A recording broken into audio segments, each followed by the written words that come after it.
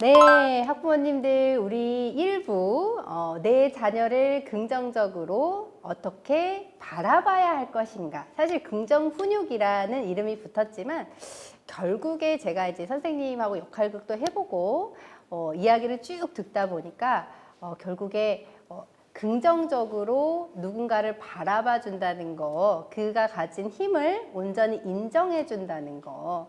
그러니까 결국 사람 대 사람으로, 존재 대 존재로 이렇게 누군가를 보는 게 바로 그 핵심이 아닌가, 이런 생각이 들었습니다. 자, 지금부터는 2부, 지금 학부모님들께서 사전에 보내주신 질문을 제가 비슷한 것들끼리 모아서요, 9개의 질문을 뽑았습니다. 그 질문에 대한 답을 우리 선생님과 함께 나눠볼 건데요. 그 전에 저희 서울 다문화교육지원센터 유튜브 저희 채널이 있잖아요. 좋아요와 구독 눌러주시기 부탁드리겠습니다. 자, 그러면 2부 한번 들어가 보도록 할 텐데요. 자, 첫 번째 질문입니다. 미운 7살이라는 말이 있죠. 우리 아이가 점점 자기 주장이 강해지고 있대요. 근데 이제 이 어머니께서는 화내지 않으면서도 엄하게 훈육할 수 있는 방법이 있나요? 라는 질문을 해주셨어요. 야, 쉽지 않은데요? 네, 쉽지 않아요. 저희 아들 7살이거든요. 어우, 저희 아들 9살입니다. 이미 지나갔어요, 제 아들은. 네, 정말 자기 주장이 강해지고 맞아요. 있어요. 네, 어떻게 해야 되나요? 이 아이들이 자기 주장이 강해지고 있다는 건 굉장히 긍정적인 신호입니다. 왜냐하면 아이들이 자기 주장이 없다는 것은 아이들이 스스로 선택을 하지 못했다는 얘기랑 똑같거든요. 근데 주장이 강하다는 것은 스스로 이 아이가 선택하고 싶은 거예요. 근데 이 아이 선택을 너 이렇게 주장이 세, 아빠 말대로 해야 돼 말하면 이 아이 선택을 못하게 된다는 거죠. 그러면 어떻게 화내지 않고 엄하게 가르칠까? 제일 중요한 거 이미 적으셨어요, 본인이. 화를 내시지 않으시면 돼요. 네. 근데 사실은 저희 아들도 이제 좀 7살이다 보니까 정말 그 말도 안 되는 것들을 주장할 때가 있어요. 맞아요. 예를 들면은 뭐 곤충 모형을 얘를 들고 가겠다. 얘 막 그 옷에다 붙이겠다. 정말 그 말도 안 되는 옷들의 조합을 입고 나가면서 막 겨울에 막 반팔 같은 막 그런 옷을 입고 나가면서 자기는 괜찮다. 막 이런 얘기 하잖아요. 맞아요. 어떻게 해야 돼요? 그럴 경우에. 그럴 땐 두 가지 방법이 있는데요. 첫 번째 방법은 자연적 결과입니다. 그냥 입고 나가게 하세요. 아프고 그러면 다시는 입지 않을 거예요. 근데 부모로서 쉽지 않아요. 그렇죠. 왜냐 아프는 순간 부모는 답이 없거든요. 그래서 두 번째 방법은 이 아이에게 선택권을 주세요. 너는 이 옷도 있고 저 옷도 있고 이 옷도 있어. 그래서 선택할 수 있어. 라고 선택권을 줄 수 있고요. 제일 중요한 거 아까 말씀드렸죠. 뭐죠? 화내지 않는 거. 화를 내는 순간 아이는 바로 대화를 닫아버립니다. 그래서 부모가 먼저 화를 내지 않는 게 제일 중요해요. 그리고 이 아이에게 선택권을 주고요. 그리고 제일 좋은 건 사실 자연적 결과예요. 이 아이가 붙이고 오고 싶으면 가게 하세요. 그리고 경험해 보는 거예요. 이걸로 인해서 어떤 일이 생기는지. 근데 중요한 건 위험한 건 안 돼요. 이 아이가 예를 들어 아빠 나 빨간불에 횡단보도 건너보고 싶어. 그건 안 돼. 위험하잖아요. 그리고 파란불에 뛰어보고 싶어. 그건 안 돼. 근데 이건 가능해요. 아빠 나 파란불에 아빠 옆에서 손을 안 잡고 가보고 싶어. 그래 아빠가 볼 테니까 가볼까? 자연적 결과를 체험하세요. 그럼 제 아들도 실제 해봤거든요. 처음에는 혼자 걷더니 나중에는 저희 손을 잡고 가더라고요. 무서웠나 보다. 무서워요. 아이들은 다 알아요. 안전에 대한 것은 원래 모든 동물은 본능적으로 가지고 있습니다. 위험함을 느끼는 순간 이 아이들은 그대로 부모에게 돌아올 거예요. 그래서 화내지 않고 엄하게 다닐 수 있는 주장이 강한 건 이 아이에게 선택권을 주고 이 아이가 스스로 할 수 있도록 도와주고요. 그리고 그 주장을 존중해 주세요.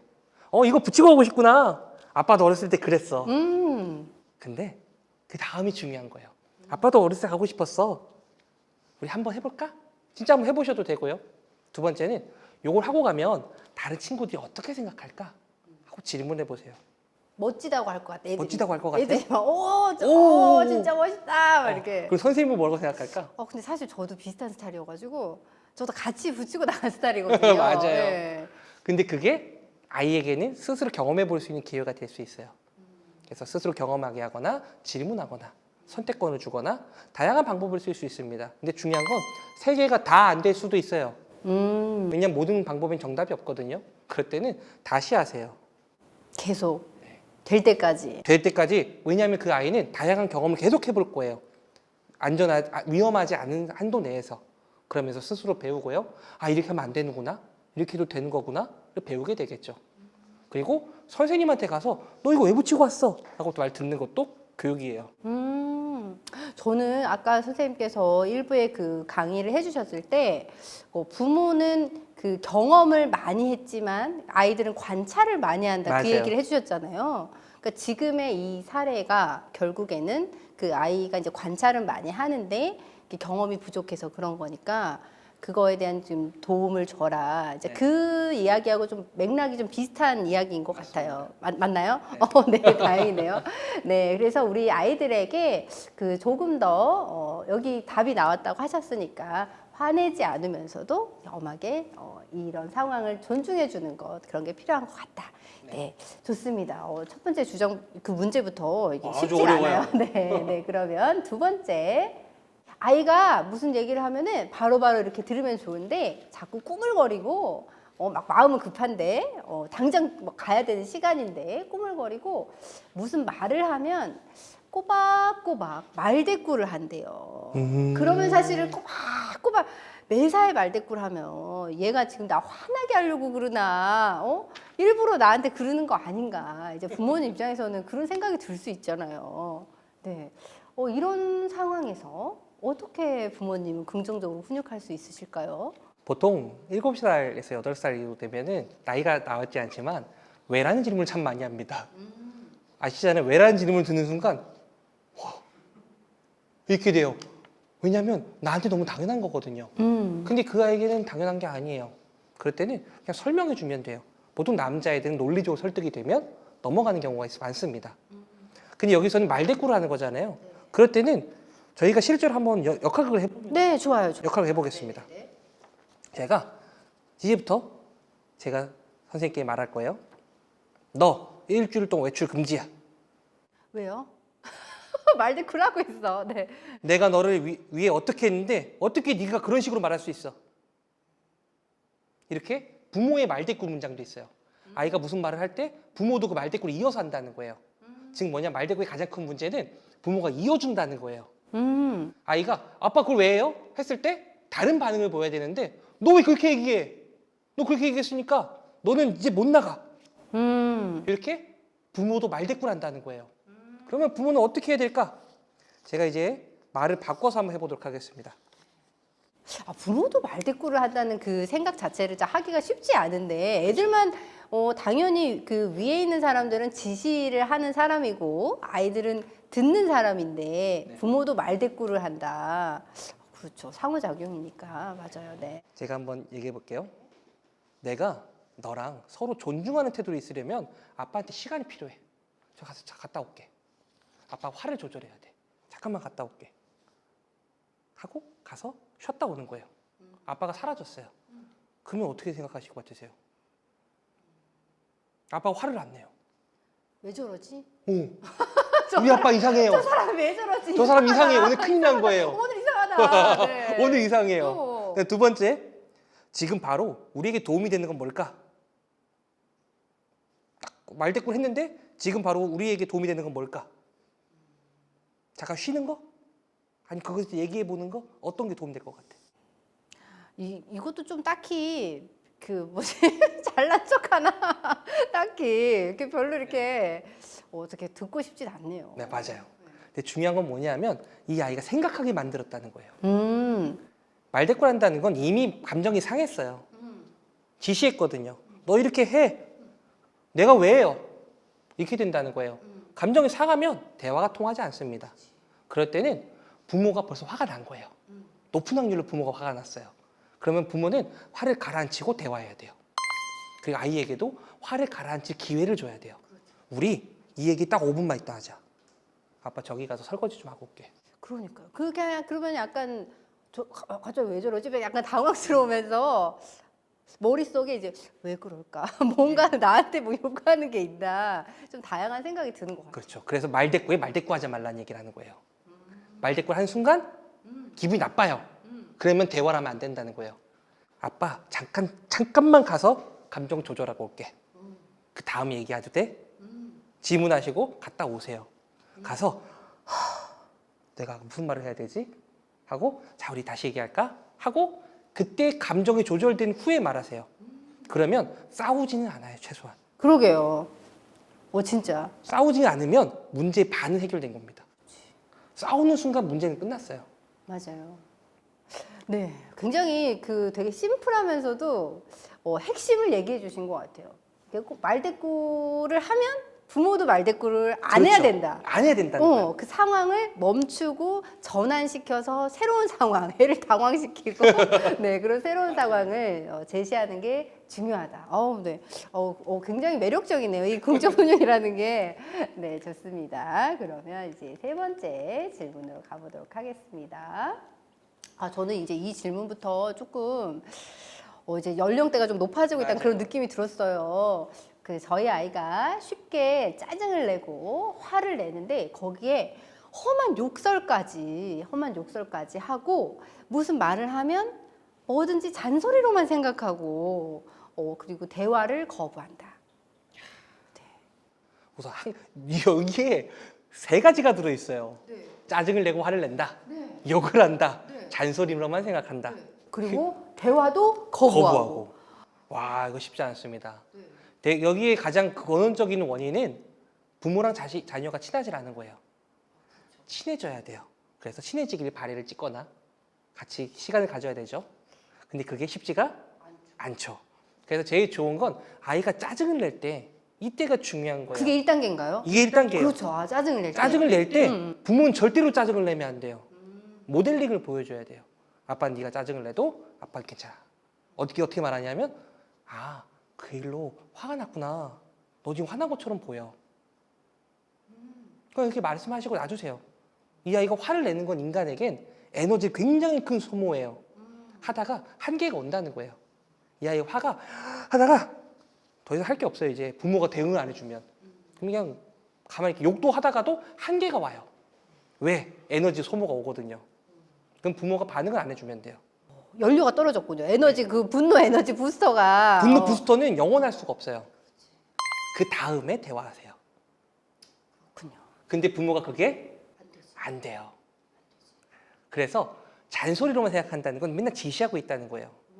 그래서 저희는 두 번째 역학을 한번 해보도록 하겠습니다. 네. 오늘 역학을 참 많이 하네요. 저희 역학을 좋습니다. 굉장히 많이 네, 해요. 좋습니다. 네. 어떻게 하면 될까요? 내가 그냥 말하는 걸 한번 듣고 두 개의 차이점을 비교해 주세요. 네네. 첫 번째입니다. 핸드폰 좀 꺼. 소리 지르지 좀 마. 가서 샤워하라니까. 다 하기 싫어. 다 하기 싫죠. 다 하기 싫어. 네. 그리고 제가 이번에는 다른 걸로 해볼게요. 휴대폰이 바구니에 넣는 것에 대해서 우리가 어떻게 얘기했었지? 갑자기 생각을 하게 되네요. 네. 네네. 그 다음에 우리 지금 이제 서로 존중해야 될 시간이야. 이걸 서로 존중하면서 어떤 문제를 해결해야 되지? 지금 현재 우리는? 현재 우리에게 닥친 문제는 뭐지? 근데 우리 싸울 필요가 없어. 서로 존중하면서 이 문제 해결이 되는 거야. 그 다음 마지막으로 혹시 네가 이렇게 막 땀이 막 나가지고 밖에서 막 땀을 뻘뻘 흘리고 있으면 친구들이 뭐라고 말을 해? 물 마실래? 막 땀을 막 흘리고 있으면 친구들이 뭐라고 말을 해? 지금 앞에 거는 뭐였을까요? 앞에 거는 지시. 네, 지시. 뒤에 거는 뭔가 그 상황을 전환시키면서 생각해보게 만드는 것 같아요. 바로 지시하기와 에스킹과 텔링이에요. 에스킹은 질문하는 겁니다. 아이에게 질문하는 순간 아이는 보통 질문은 힘을 가지고 있거든요. 질문하는 순간 대답을 해야 될 것 같은 생각이 들어요. 그러니까 뭔가 대답을 해야 될 것 같아. 그러니까 잠깐 뭔가 딱 멈추는 거예요, 제가. 그러면 감정이 갑자기 조절이 돼요. 왜? 나갔던 이성이 돌아오는 거예요. 근데 이거는 과하게 화가 났을 때 안 통합니다. 그럴 것 같아요. 네. 지금 막 열받았는데 갑자기 너무 아무렇지도 않게 그렇지. 얘기하면 저 사람 되게 짜증난다 이렇게. 그럴 때는 네. 아까 말했던 것처럼 우린 지금은 감정을 조절해야 될 시간이야. 아빠도 너무 화가 났거든 사실 지금. 우리 10분만 있다 얘기해. 딱 시간을 가진 후에 어느 정도 가라앉힌 다음에 얘기를 하면 대화가 돼요. 그래서 험한 욕설을 하고 있다는 건 이미 서로 감정이 터진 거예요. 그럴 때는 조절하고 만나야 돼요. 절대로 제가 이거 뒤에 더 강한 질문이 있어서 그때 설명해 드리겠지만 절대로 화난 상태로 만나면 안 돼요. 그러면 대화가 통하지 않습니다. 그렇게 막 이렇게 누군가 이렇게 화를 내면 옆에 있는 사람은 이렇게 몸에 화상 입은 것처럼 그런 느낌을 받잖아요. 그러니까 한쪽에서 일단 화가 불이 이렇게 좀 잦아들어야 대화가 되는 거죠. 네, 이 요번 질문은요, 좀 그 전의 질문이랑은 조금 맥락이 달라요. 그 전까지는 막 이렇게 화내고 분노하고 뭔가 에너지가 많은 상태에서의 그 아이들을 훈육하는 거였다면 이번에는 좀 달라요. 아이가 자신감이 없어요. 그리고 그 사춘기 들어서 뭔가 고민이 있어 보여서 엄마가 대화를 시도해 보려고 노력을 하신대요. 시도해 보려고 노력을 하는데 속마음을 전혀 이야기하지 않아요. 아이랑 소통하고 싶어요. 그래서 이 글을 보면서 좀 약간 어머니가 되게 노력을 하고 계시는데 뭔가 이 상황이 되게 안타까운 느낌이 들었어요. 사실 지금까지 저희가 얘기했던 거 아까 말씀하셨던 것처럼 에너지 레벨이 높았어요. 근데 이거는 어떻게 보면 반대편에 있는 그러니까요. 질문인 거죠. 근데 이 아들러라고 저희가 지금 배우고 있는 긍정훈육은 알프레도 아들러라는 심리학자의 그 심리학을 기반으로 만들어진 건데요. 거기서 말하기를 아이들에게 그리고 우리 성인들에도 똑같이 어긋난 4가지의 목표가 있어요. 어긋난 4가지의 목표. 그 어긋난 목표를 가지고 있다는 거예요. 이 목표는 바로 소속감과 자존감을 채우기 위해서 잘못된 행동을 하고 있다는 거예요. 첫 번째는 지나친 관심 끌기입니다. 제일 많이 하는 게 맨날 계속 엄마 계속 관심 끄는 거예요. 그래야지만 엄마가 돌아받고 줬거든요. 근데 이게 안 통하면 이 아이는 힘을 남용해요.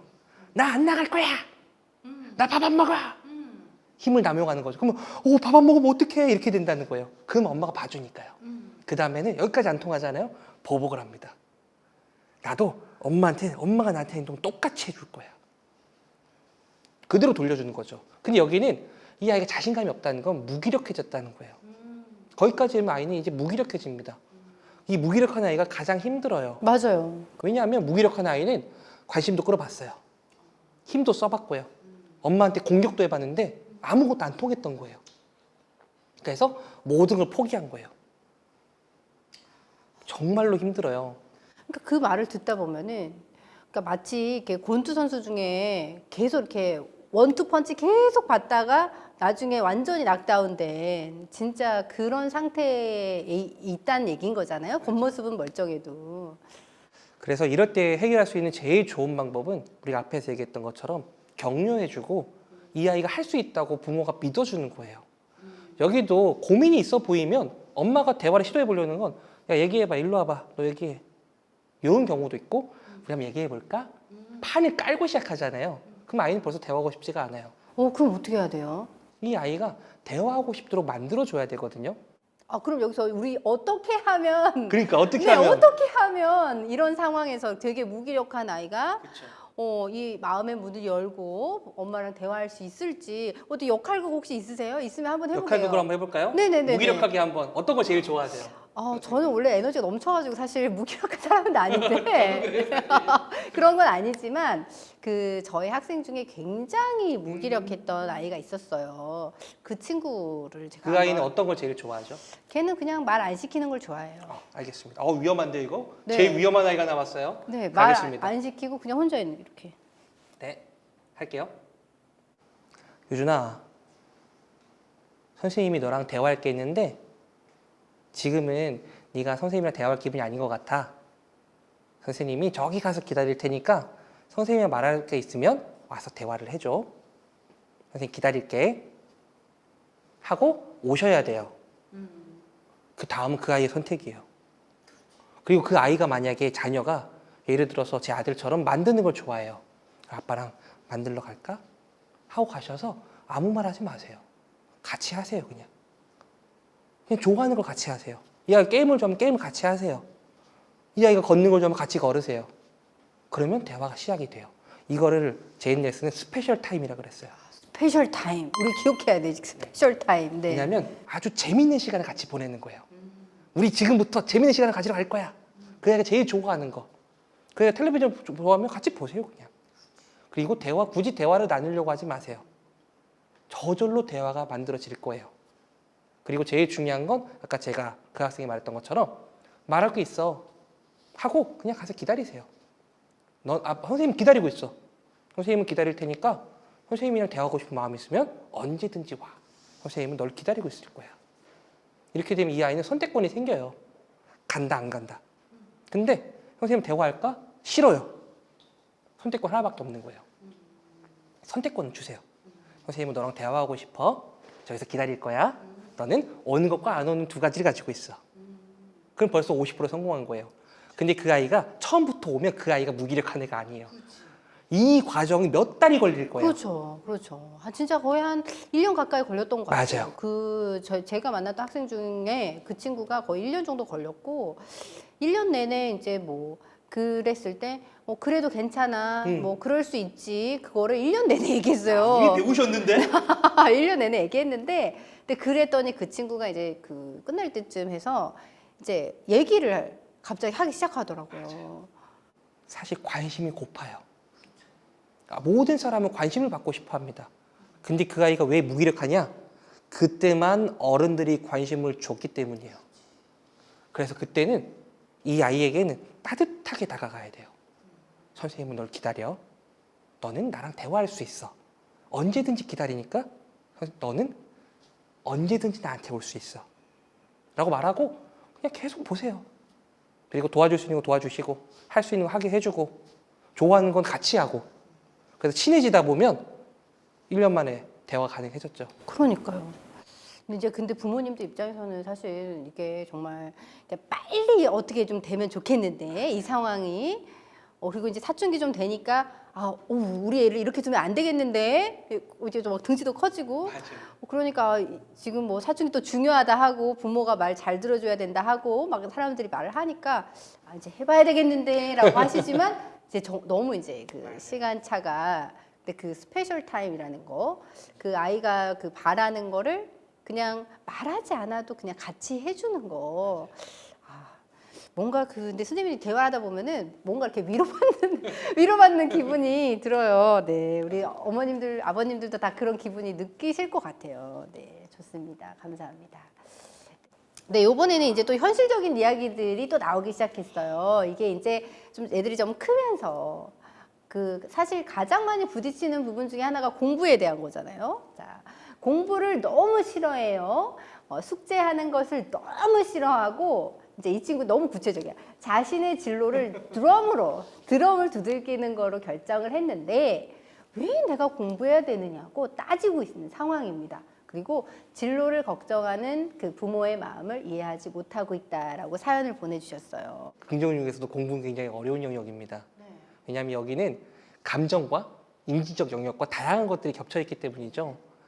여기에 대해서 제가 정확한 정답은 드리진 못하겠지만 제인 넬슨이 했던 자녀와의 대화를 담아놓은 기록본이 있어요. 그걸 제가 보고 참 진짜 이 사람 대단하다 라는 생각 들었던 게 뭐냐면 호기심 질문법이었어요. 그건 또 호기심 질문법 또 나왔어. 진짜 네. 호기심 갖고 질문해야 돼요. 어떡해요? 예를 들어 제인 넬슨의 아들도 실제로 공부를 하기 싫어했대요. 얼마나 싫어했냐면 엄마 나는 공부 안 할 거예요. 어차피 공부해봤자 내 친구들은 다 뭐 하면서 따로 놀고 있어요. 그래서 제인 넬슨이 이렇게 말을 했대요. 그 친구들 혹시 지금 뭐 어떻게 생활하고 있니? 물어본 거예요. 진짜 궁금해가지고. 진짜 궁금해서. 그 아이들이 어떤 아이는 알바를 하고요.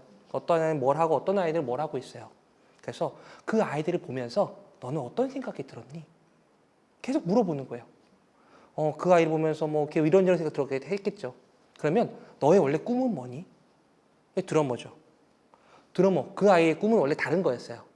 근데 그 아이 그 꿈을 이루려면 어떤 게 필요할 것 같니? 계속 물어보는 거예요.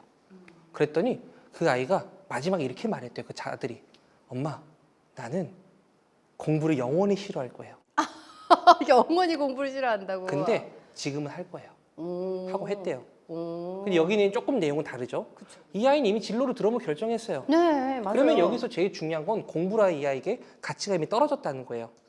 그럼 여기서는 아무리 봐도 이 아이 나이가 많거든요. 그렇죠. 최소한 중고등학생인 그렇죠. 거죠. 드럼을 칠 수 있는 정도의 이제 그거고 자기 진로를 결정했다라고 얘기하는 그쵸. 거 보면 네. 그러면 여기서 부모님이 하실 수 있는 질문은 네가 만약에 드러머가 되지 못한다면 넌 뭘 하겠니? 라고 저는 이렇게 물어보고 싶어요.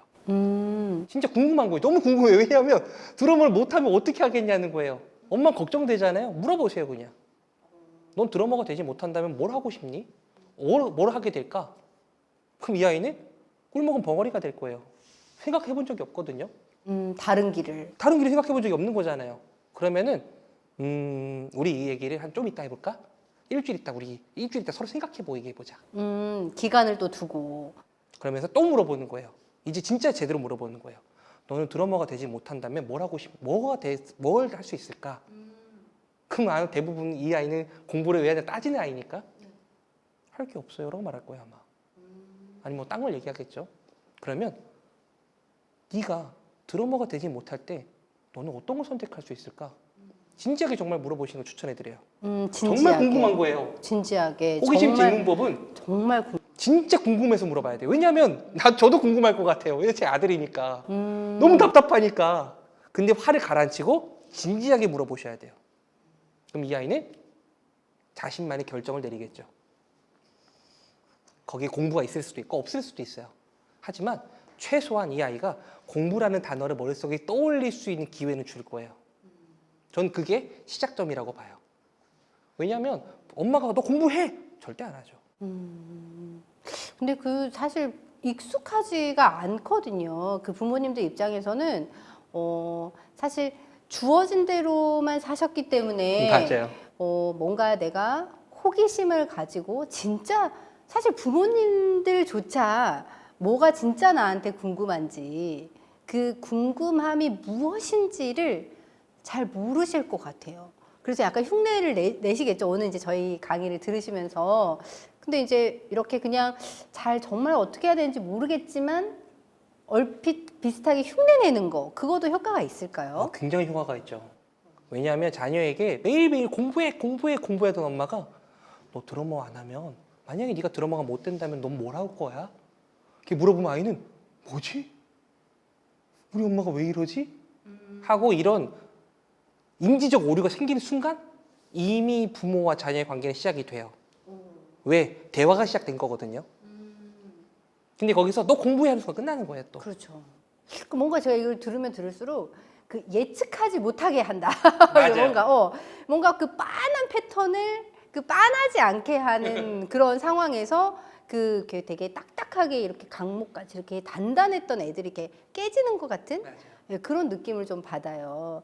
그래서 이제 뭐 진로를 드럼으로 결정한 친구도 있고 뭐 게이머 많아요. 예, 정말 많거든요. 게이머로 하는 친구들 그리고 많아요. 연예인 하겠다, 유튜버도 엄청 유튜버 많아요. 하겠다, 뭐 진짜 그러면 이제 부모님들께서 걱정이 너무너무 많으실 텐데 사실은 왜냐하면 정말 성공하는 사람이 적기 때문에 그렇지만 사실 그러려면 이제 우리부터 그 드럼이 뭔지도 좀 관심도 가져보고 그런 호기심을 같이 이렇게 가져보는 거. 사실 부모님이 드럼에 대해서 아까 스페셜 타임 얘기하셨던 것처럼 그 드럼 자체에 대해서 이제 같이 관심을 가져주면서 이거 안 되면 어떡하지를 얘기하는 것도 오히려 더 우리 아이들의 마음을 열어주는 계기가 될 것 같아요. 어떻게 보면은 제가 말했던 걸 더 융합해서 잘 말씀해 주셔서 감사해요. 그런가요? 저도 걱정돼서 그래요. 너무 좋은데? 저희 아들이 걱정돼서. 네, 그렇습니다. 네. 사실 이 사연이 제가 맞아요. 진짜 완전 저희 사연 중에 진짜 최고인 것 같아요. 자, 이건 제가 그냥 쭉 읽어드릴게요. 아들이 14살인데 말을 전혀 듣지 않고 엄마 아빠에게 자주 큰 소리 지릅니다. 매일 몰래 컴퓨터, 휴대폰으로 게임하고 동영상을 봅니다. 심지어 온라인 수업 시 컴퓨터만 켜놓고 휴대폰으로 다른 동영상을 보는 경우도 많습니다. 자, 이런 청소년기 자식을 어떻게 공부에 집중하고 하도록 교육하고 부모의 말을 잘 듣는 자식으로 키울 수 있을까요? 이렇게 사연을 주셨어요. 우선 기본적으로 가장 마지막 질문 자체가 이미 저희가 알고 있는 긍정응육과 결이 좀 다르죠. 부모의 말을 잘 듣는 자식이 제일 위험한 자식입니다. 어떻게 보면 아이는 대부분 본인의 성향을 가지고 있죠. 근데 여기에 제일 중요한 거 한 개씩 볼게요. 소리를 질러요. 그건 이미 부모님이 아이에게 지시하고 계신 거예요. 오, 너 왜 게임해? 게임하지 마. 벌써 이러고 계신 거예요. 그러니까 아이는 짜증이 나죠. 왜 나한테 뭐라고 하는 거예요? 하고 소리를 지르는 거예요. 그래서 몰래 컴퓨터를 한다는 건 부모가 못하게 하고 있다는 거예요. 그 다음에 온라인 수업 때 컴퓨터 켜놓는 거 이거는 뭐 꼭 이 아이만의 문제가 아니니까 넘어가고요. 근데 중요한 것은 이런 컴퓨터에 관련된 핸드폰에 관련된 교육도 실제로 긍정교육에 있는데요. 제일 첫 번째 원칙은 부모도 함께였어요. 네, 그 아이가 핸드폰을 못 하고 싶으면 너도 하지 말아라. 그래서 아까 제가 읽었던 그 대본 중에 한 게 기억나실 거예요. 우리가 핸드폰을 넣어놓는 주머니를 어떻게 사용하기로 했지? 같이 넣어놔야 돼요. 그러니까요. 그 애들 입장에서 볼 때는 아빠도 하잖아. 엄마도 하잖아. 맨날 하면서 왜 나한테만 그래? 아이에게 하질 원하게 맞아요. 하시면 맞아요. 어머니도 아버지도 하지 마세요.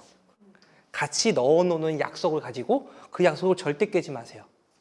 그래도 쉽지 않아요. 왜냐하면 이미 아이는 하고 있으니까요. 그렇죠. 왜냐면은 지금 저 질문에는 칸이 없어서 제가 넣지 못했지만 저 부모님은 애가 중독 상태라고 얘기하셨어요. 제일 중요한 건 이 아이와 부모님은 친해질 필요가 있어요. 제가 아까 말했죠. 아까 처음에 1부 때 말씀드렸지만 수정하기 전에 연결되라 그랬거든요. correction before connection이에요. 뭐냐면 이 아이를 수정하고 싶잖아요. 그럼 친하질 않아요. 이미 소리 지르고 있고 서로 감정 다툼이 너무 많아요. 이걸 해결해야 이 아이와 친해질 수 있어요. 예를 들어서 그 대표적인 그 컴퓨터에서 대표적인 빌 게이츠 같은 경우는 어렸을 때 부모에게 아이들에게 컴퓨터 자체를 주질 않았대요. 그러니까요. 왜냐면 그거보다 더 재밌는 걸 하기를 같이 했던 거예요. 즉 아이와 함께 나가서 재밌는 걸 같이 하세요. 근데 지금 이 경우는 이제 애들이 14살 정도 되면은 사실 애들이 이제 가장 재밌는 게 게임인 때잖아요. 맞아요. 얘네가. 그러면은 이제 부모님 입장에서는 아마 이 강의를 계속 듣는 부모님 입장에서는 그러면 이 상황에서 얘랑 친해져야 되고 예상치 못한 반응을 보여야 되고 그리고 스페셜 타임을 보내야 되니까 그럼 우리 아들이랑 같이 내가 그 게임을 계속 주장창 해야 되는 거냐. 이렇게 이제 얘기하실 맞아요. 것 같은데. 그럴 땐 약속을 정해야 된다는 거예요. 너는 여기까지 할 수 있어. 어머니 아버지가 줄 수 있는 바운더리를 줘야 돼요. 그리고 부모도 똑같이 해야 되는 거고요. 우리는 이 시간부터 이 시간까지 같이 핸드폰을 할 수 있어. 하지만 이 시간 이후로는 엄마 아빠도 안 하고 너도 안 할 거야. 그러니까 핸드폰으로 다 같이 딴짓하는 게 아니라 그 아이가 하는 게임을 같이 해야 또 의미 있는 거잖아요. 해도 의미 있고 각자 딴짓해도 괜찮은 거예요. 왜? 아, 스페셜 타임이니까요. 대신 같이 있는 거예요. 함께 앉아서 같이 딴짓을 해도 함께 있는 거예요. 그러면서 대화도 하고 물어도 보고 이게 뭐야? 어떻게 하는 거야? 진짜 호기심을 가지고. 진짜 궁금해요. 진짜 왜냐면 궁금해서. 제 아들 하는 거 보면 그렇지. 이게 뭐냐? 막 설명을 해요. 그렇구나. 씨, 대단하다. 하고 또 대답을 하고 그러거든요. 그러다 보면 대화가 시작이 돼요. 야, 그렇게 하는 거였구나. 오, 재밌네. 이렇게 하고 그냥 넘어가거든요. 그럼 아이가 또 신이 났어요, 벌써. 자기가 제일 좋아하는 거 아빠가 말했거든요. 난리가 났어요. 근데 14살이기 때문에 그러진 않을 수 있어요. 하지만 최소한 사이가 나빠지진 않는다는 거예요. 맞아요. 저희가 작년에도 그 아이들 핸드폰 사용 관련해서 학부모 연수 했었는데 그때도 그 정신과 의사 선생님께서 그 얘기 해주셨어요. 그러니까 부모님 사춘기 청소년들 그 부모님이라면 그 아이들이 핸드폰 중독이나 게임 중독으로 걱정하는 부모님이라면 그 아이가 좋아하는 게임 이름 정도는 알아야 된다. 이름 정도는 알고 얘가 뭐 하는지는 알아야 된다. 막 그런 얘기 하셨거든요. 공감대가 형성이 돼야 이 아이와 대화가 시작이 되고요. 그 다음에 수정을 할 수 있어요. 그래서 절대로 지금 못하게 하지 마세요. 우선 친해지세요. 근데 진짜 사실 진짜 쉽지 않아요. 지금 사실 내가 뭘 좋아하는지도 모르는데 내가 나랑도 안 친한데 내가 나랑도 안 친한데 솔직히 내가 뭘 좋아하는지도 잘 모르잖아요. 그래서 이제 이게 갈수록 이런 얘기를 하다 보면 결국 궁극적으로는 그 부모님 스스로 그 자신을 어떻게 바라보는지 그런 성찰들의 시간들이 좀 필요한 것 같아요. 알겠습니다. 결국엔 친해져야 된다. 네. 친해지고 네. 다음에 수정하는 걸. 네. 그냥 수정은 절대 안 된다. 네. 맞아요. 좋습니다. 아이가 그 정체성 때문인지 소극적이다 이런 얘기 해주셨어요. 소극적이고 친구랑 잘 어울리지 못하고 있다. 자기를 긍정하면서 친구들하고 잘 어울리는 법을 가르쳐 주세요 얘기하셨어요. 정체성 때문이라고 아무리 봐도 이런 좀 외국인에 대한 그런 정체성인 건 느낌 같은 게 강한데요. 네, 저도 그렇게 느껴져요. 그 정체성 때문인지 소극적이다. 이게 아시다시피 저도 중도 입국 학생들을 많이 만났었거든요. 근데 이 아이들이 눈치를 엄청 봐요. 왜냐하면 눈치를 볼 수밖에 없는 게 난 왜 이방인이거든요. 근데 중요한 건 내가 이방인이라서 너무 학교 힘든데 집에 갔더니 엄마가 너 친구랑 뭐 했어?를 물어봐요. 아, 그러니까요. 너 뭐 했어? 그럼 이 아이는 대답할 게 없어요. 왜? 가만히 있었거든요. 왜냐하면 소극적이잖아요. 정말 가만히 있었거든요. 오늘 학교에서 뭐 했어? 열심히 공부했어. 선생님 뭐라 그랬어? 대답할 게 없는 거예요. 그럴 때는 아이에게 오늘 학교에서 뭐 했어는 질문이 아니에요, 사실은. 그거는 빨리 네가 학교에서 있었던 일을 털어놔.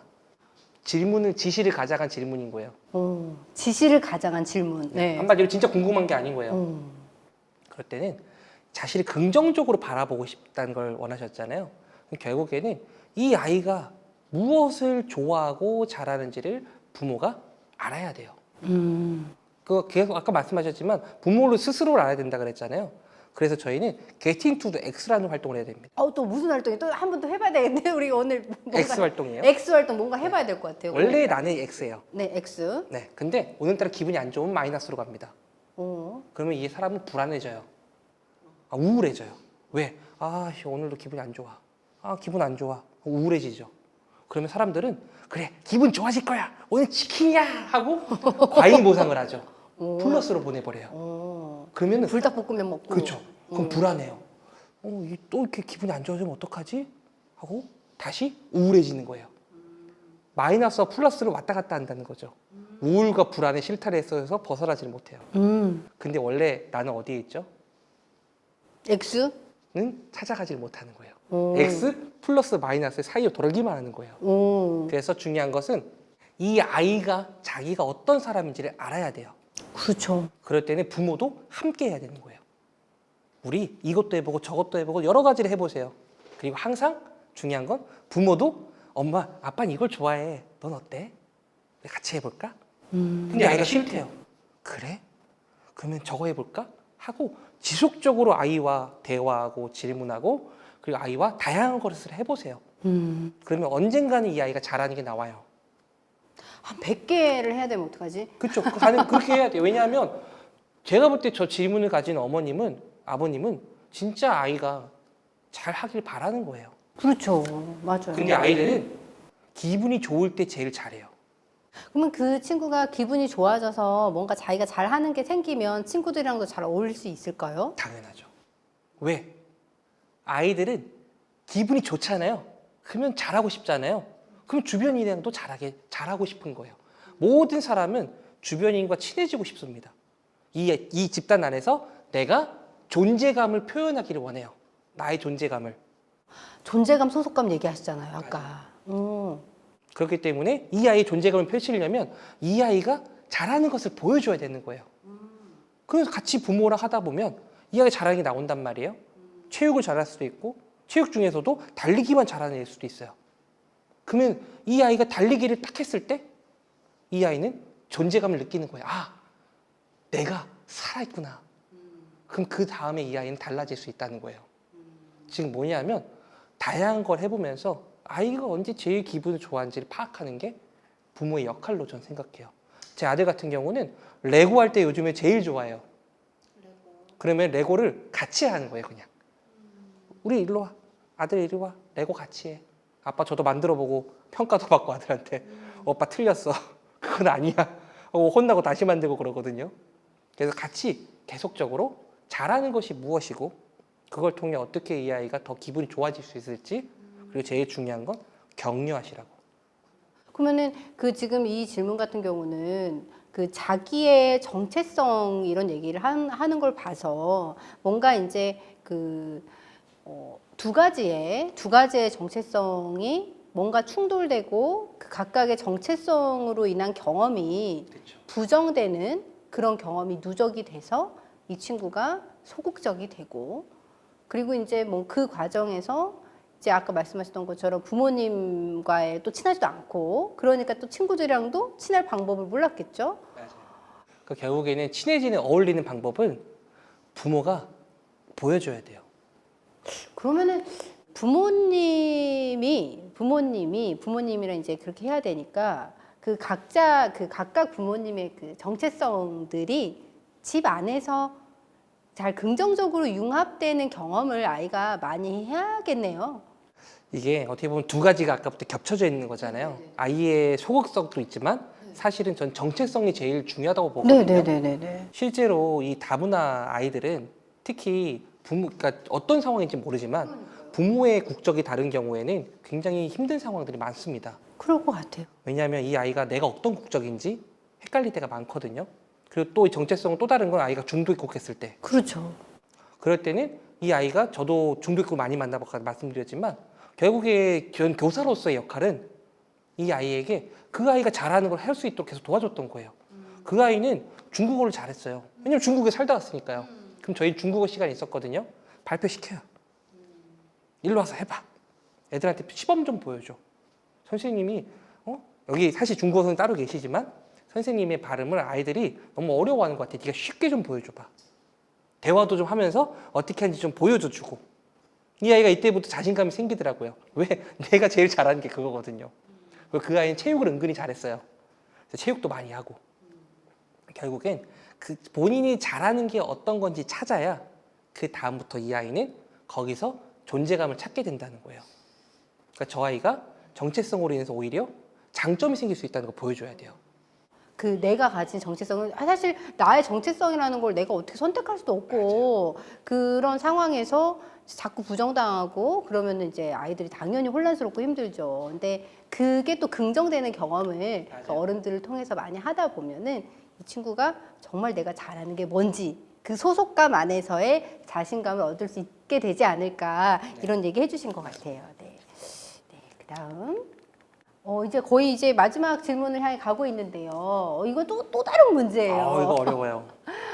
아이가 매우 긴장을 많이 한대요. 긴장을 풀어주는 방법이 있을까요? 예민하고 불안도가 높아 보이는 그 정서를 읽어주는 방법을 알려주세요. 사실 저는 이 질문 보면서 사실 저희 아들 생각이 정말 많이 났어요. 저희 아들이 딱 저런 사례거든요. 야. 긴장 정말 많이 하고 예민하고 불안도 높고 그래서 자주 그거를 긴장을 낮춰주는 것들을 많이 해줘야 되더라고요. 제가 공부를 해야 될 것 같은데. 저희 아들도 사실 긴장을 많이 하는 것 같지는 않은데 예민한 편이에요. 그리고 불안은 조금 있는 편이고 왜냐하면 항상 아내와 그 분리불안이 조금 있었거든요. 뭐 여러 가지 이유가 있었겠지만 근데 결국에 그거를 해결하기 위해서 아이가 긴장했다는 것은 뭐냐면 감정적으로 불안한 거예요. 내가 막 불안한 거잖아요. 자신의 감정을 캐치하게 해야 돼요. 그럴 때 보통 저희는 이렇게 보통 말합니다. 손바닥 뇌이론이라고 말하는데요. 여기 부분은 생존을 관장하는 부분이에요. 네, 바로 이렇게 쑥 들어가면 쑥 들어간 데가 있거든요. 바로 뇌관이라는 부분입니다. 이게 생명을 관장하는 부분이고요. 엄지손가락은 감정을 관장하는 부분이에요. 여기는 소뇌라고 이 속에 들어있습니다. 여기는 파충류의 뇌라 그래서 감정이 있어요. 근데 우리는 감정을 갖고 살아가지 않고 있죠. 우리는 대뇌를 가지고 있어요. 즉 뭐냐면 이성을 가지고 살아가고 있어요. 근데 사람이 불안하거나 화가 나거나 마음이 불편하면 어떻게 될까요? 이성이 달아나게 돼요. 그럼 뭐가 나오죠? 감정이 나와요. 불안하고 화가 나고 짜증나는 게 그대로 드러난다는 거예요. 그러면 이거를 해결하려면 어떻게 하면 될까요? 다시 내려? 덮으면 돼요. 이성이 돌아오게 하면 된다는 거예요. 제일 쉬운 방법은 질문하는 거예요. 아까 그 당황하게 해가지고 뭔가 너 굉장히 기분이 불안해 보여. 이 아이를 알아차리게 해야 돼요. 알아차리게. 알아차리게 먼저. 지금 굉장히 긴장을 많이 하는 것 같아. 그럼 이 아이가 나 긴장했어 라고 알아차린 순간 돌아오기 시작한다는 거예요. 왜? 이성이 돌아오기 시작한다는 거예요. 내가 긴장하고 있구나 이렇게. 내가 긴장하고 있구나. 그 다음에가 중요한 거예요. 우리 긴장하고 예민하고 불안할 때가 있어. 어떻게 그때 우리는 이거를 풀 수 있을까? 하고 일반적으로 괜찮은 상황일 때 적으세요. 풀 수 있는 방법. 예를 들어서 뭐 눈을 감는다. 그리고 기분 좋은 생각을 한다. 차를 마신다. 잠깐 나가서 뛰고 온다. 다양한 걸 적는 거예요.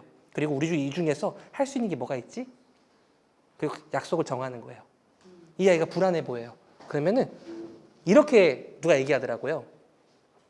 머릿속으로 다이어트 해야지. 작심 3일. 써서 붙여놓으면 작심 5일. 써서 지갑에 넣어놓으면 작심 한 달이래요. 써서 지갑에 자주 보이는 곳에. 이게 뭐냐면 언어의 물질화라 그러더라고요. 언어를 물질처럼 바꿔서 보여야 된다는 거예요. 약속을 해서 붙여놓거나 가지고 다니게 하세요. 그 아이에게. 가지고 다. 그 아이가 스스로 긴장하고 불안했다고 알았을 때 꺼내서 보는 거예요. 내가 긴장할 때 어떻게 하기로 했지? 내가 긴장할 때 어떻게 하기로 했지? 이렇게. 잠깐 눈을 감는다 써 있는 거예요. 눈을 감고. 음. 잠깐 차를 마신다, 물을 마신다. 선생님 물 마시고 올게요. 물 먹고 오고. 선생님 저 잠깐만 화장실 갔다 올게요. 하고 가서 세수하고 오고.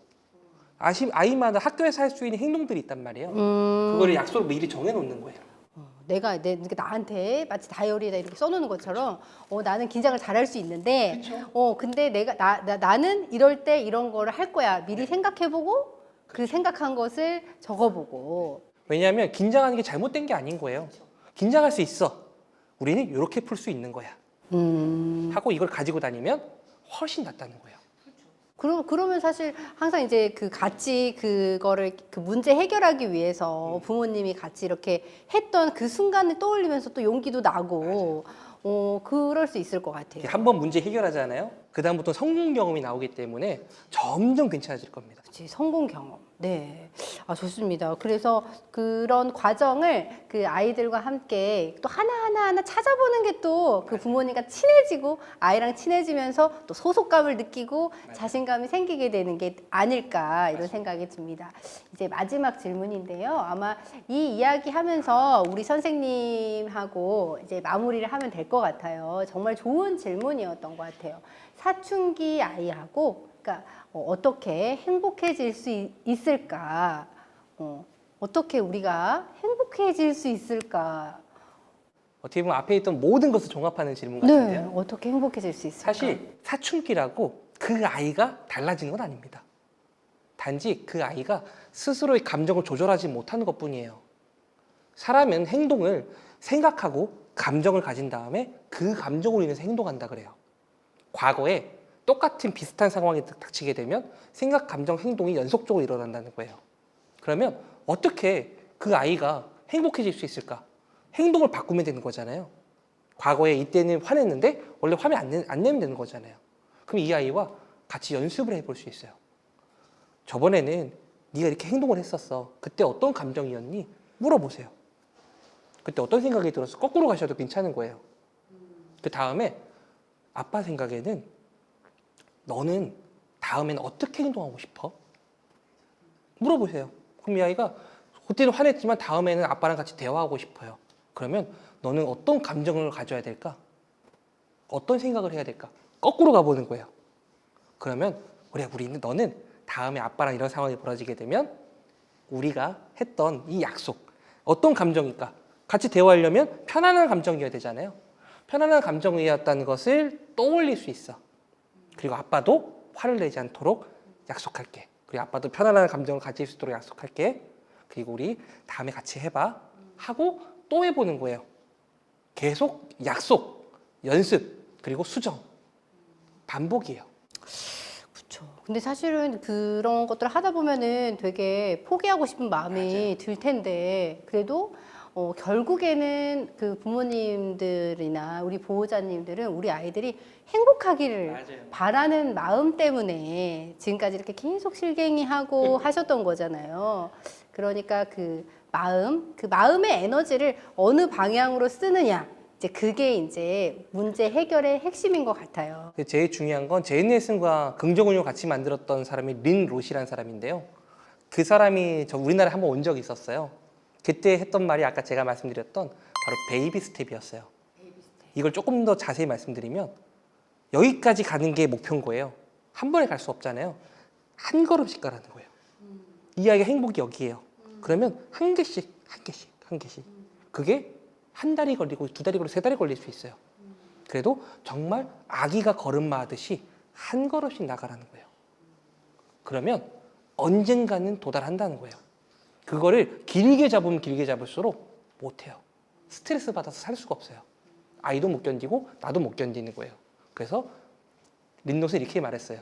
베이비 스텝으로 천천히 나아가라. 네. 네, 감사합니다. 그 선생님 이제 말씀을 이렇게 듣다 보니까 제가 처음에 그 선생님이랑 같이 역할극 했을 때 그 아이의 시선에서 경험했던 그때 상황이 생각이 납니다. 결국에는 사실 우리 모든 부모님은 성공의 경험을 갖고 계세요.